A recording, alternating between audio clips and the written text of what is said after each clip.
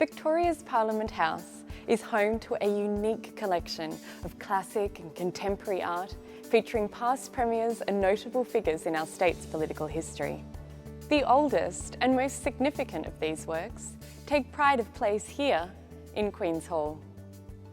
These large and imposing portraits of our state's namesake, Queen Victoria, and her husband Prince Albert, have kept watch over the comings and goings at Parliament House for more than a century.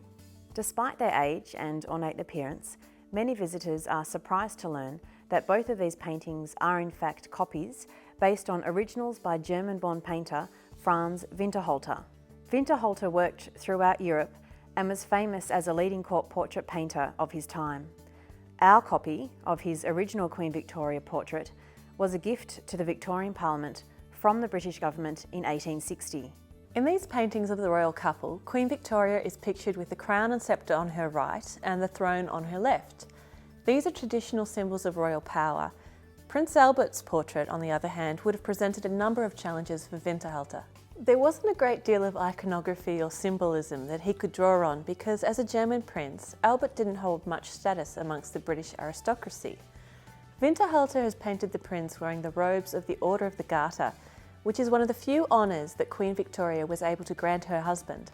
Although we can't be exactly sure who painted our copy of Queen Victoria's portrait, it was most likely done by another royal portrait painter called William Cordon. However, we do know that the portrait of Prince Albert was painted by an artist called Gordon Cootes in 1897.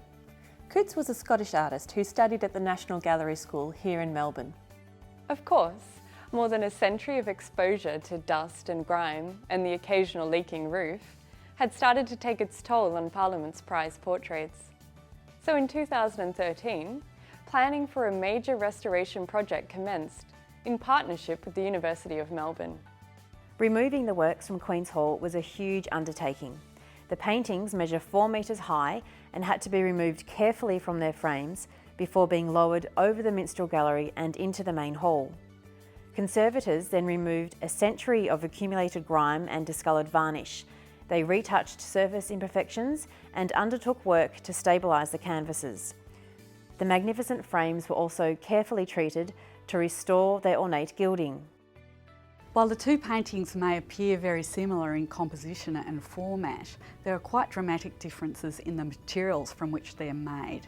Queen Victoria is painted on a high quality linen canvas, whereas Prince Albert is on a much lesser quality, what might be called a cotton ticking. Beneath the bronze paint we found an original layer of gold leaf. So the focus of the removal of the bronze paint was to restore the original surface characteristics of the frame. Because these two pictures are so large, we had to put them on the sides for varnishing, working in a tag team with 2 of us and 1 person as a spotter. After more than 400 hours of careful planning, consultation and restoration, both paintings were finally returned to the balcony overlooking Queen's Hall.